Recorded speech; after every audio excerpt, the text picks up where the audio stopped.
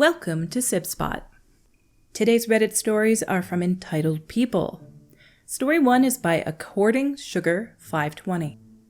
Karen is mad we sent her a collection letter. Karen signed a contract with my employer to pay the balance of her purchase in full in 120 days rather than finance with a monthly payment plan. This was in September of 2022. Due to staffing issues in the collections department, this slipped through for a long time. Now, our company overhauled its collection and accounting departments and the procedures for both. Karen was sent a collection letter in December 2023. Karen had the nerve to call the head of collection department and argue that she should not owe the balance because a bill was never sent. Again, Karen signed a contract acknowledging that she would pay the balance in 120 days and was opting to forego the financing plan that came with the monthly reminders. We are a cemetery. The thing she didn't pay for was a grave. Now she wants to keep the grave and not pay for it because she was never sent a reminder of a bill. You don't need a reminder of a bill. You signed a contract. If you didn't ask for a copy of the contract when you left, that's on you. Our next story is by Jack No Lantern. My entitled mother-in-law is trying to make our dogs fight. My girlfriend and I moved in with her parents after closing the lease on an apartment we left due to a dangerous roommate and unsafe conditions.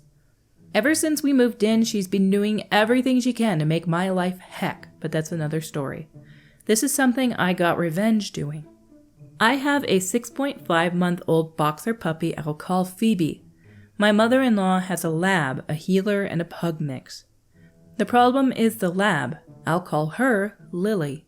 Lily has attacked the heeler, pug mix, who is playing and has one eye and both cats in the house.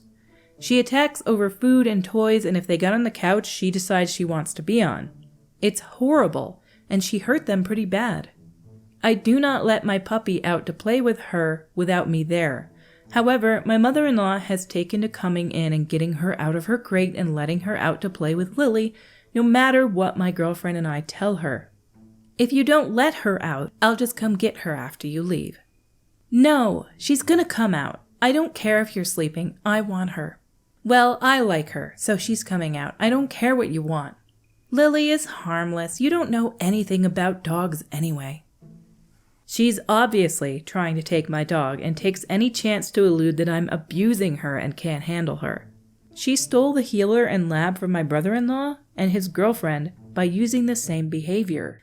I work night shifts in healthcare. She comes in right after I fall asleep in the evening before work and takes Phoebe. If I lock the door, she bangs on it until I get up or spam calls my girlfriend and I. Cue the revenge. I'm working on training Phoebe not to bark or cry in her crate. In order to be let out to eat, she has to lay down quietly and wait a few minutes upon command in her crate. Recently, I started knocking on the door before I open it with food, and she is let out without her cue. Then I went out into the hall and came back in without the special knock, just 2 taps, and made her wait. Soon, she didn't need to be told the cue. So, my mother-in-law couldn't get this dog out of the crate when she broke into my room after I left. She didn't know to knock, so Phoebe clung to the kennel and refused to let up, knowing that if she left before being told, she wouldn't get a treat at all. And if there's any breed that holds a grudge for treats, it's boxers. I get home, don't even try to make it through the door before she demands I let the dog out. I know by the look on her face that my plan worked and Phoebe didn't leave the kennel. That means she definitely needs to go outside. So I go to the door, knock, enter, and open the crate. She shoots out like a bullet and hurtles outside. Mother-in-law stops her, picking her up and swinging her away from me. Before she can say anything or accuse me of anything, Phoebe decides to let her bladder loose. All 35 pounds of puppy, a full bladder, and the most smug face a dog can make. Mother-in-law hasn't touched her since, and I'm pretty sure she threw away her urine-soaked clothes. Update. When I was eating dinner, Lily bit Phoebe over the literal smell of food. Mother-in-law said nothing as I rushed my pup to the bathroom. She's fine, just has a torn-up lip. She's in good spirits. I'll be buying a lock for the kennel and chain to keep the key on my neck. Why are you guys still living with this person who's obviously dangerous for your animal? There was this pair, a couple, that were driving around and stealing people's dogs. If they were out doing their business in the front yard or something, they'd try to steal them. Some people are insane, and it sounds like your mother-in-law might be an animal hoarder, in a way, if she's trying to steal people's animals. You should move out as soon as possible. Our next story is by Uncle Barnacle. I'm a 26 female, kicked my soon-to-be ex-friend, 25 female, out of my house. As the title says, last week I kicked what I thought was a good friend out of my house because I can no longer handle her antics. I just want to write it here to de-stress and deal with the grief of losing a friend. Kendall, who's 25, and I met in university in 2016. We studied different majors but were from the same department, so we share many classes together and bonded over our passion of gaming and memes. Upon graduation, Kendall moved back to her hometown due to COVID and found a job there. We kept in touch online through Instagram. About 3 years later, Kendall told me she found a better paying job in the city, so she planned to move out from her parents' place.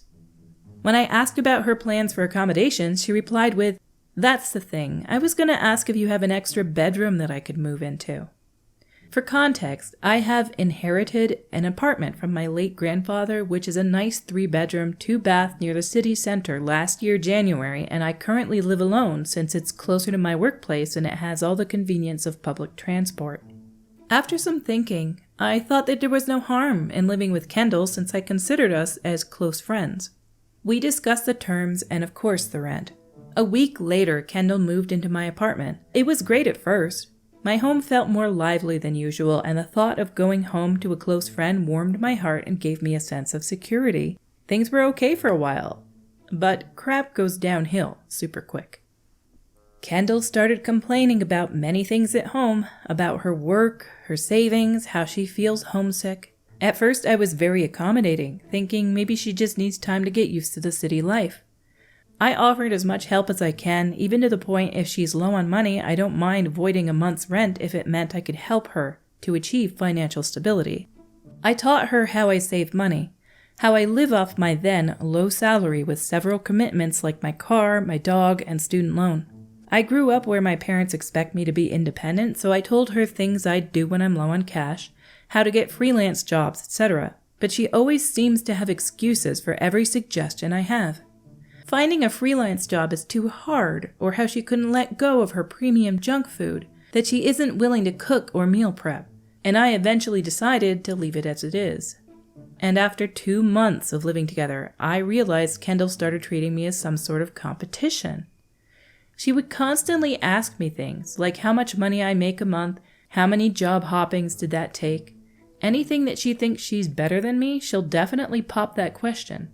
She boasts about how she is loyal to her crappy-paying company and how I would never be able to move up the corporate ladder, as she called me an industry frog. She once snooped my savings balance and asked me how the F did I have so much saved with commitments, etc. Mind you, she didn't have a lot of commitments since her parents paid her student loans and fully paid off a brand new car for her. And maybe I should stop collecting rent from her. I got mad and told her if she isn't happy living with me, maybe she should move out. Cue crocodile tears as she said it was a joke and I didn't have to take her seriously. She begged for forgiveness and promised to never snoop my personal items and details again.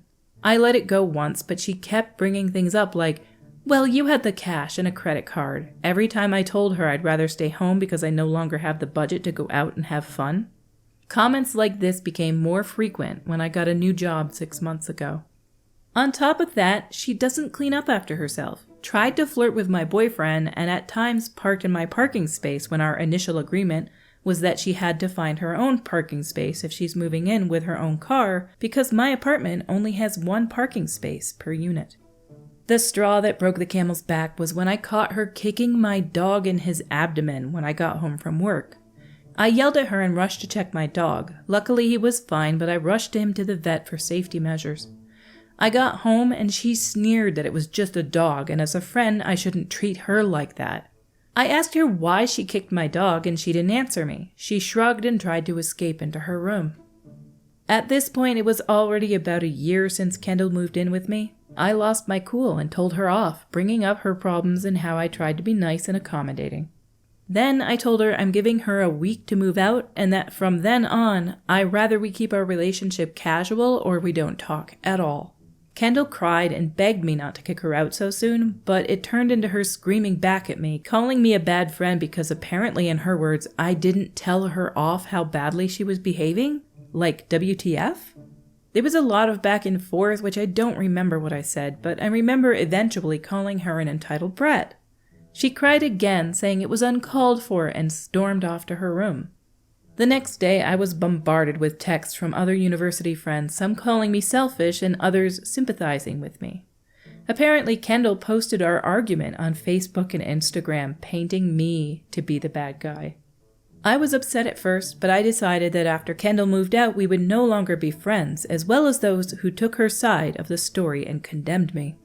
Last week, Kendall left, and I have changed the locks of my apartment. I curled up in bed and cried myself out, probably from the sadness of losing a friend, or maybe I'm finally letting out all of my frustrations. I am definitely still grieving about the loss of a friend, as I have many good times with Kendall. For now, I want to focus on myself, and hopefully I eventually get over this. Honestly, OP, I've never had a friend that I lived with. I have always been a solo flyer. So I don't know what you're experiencing, and I sympathize with you for being sad over losing. Companionship, it seems, is what you really desire here. But she's showing her true colors when she moves in with you after a time. Some people get more comfortable with somebody and then they really show them who they are, and it's not always a good thing. That sucks for you. But it sounds like you made the right choice. It sounds like letting go of her is the best choice for your life right now. I'm sure in time you can replace her. Our stories for today have come to a close. Until we meet again, have a superb day.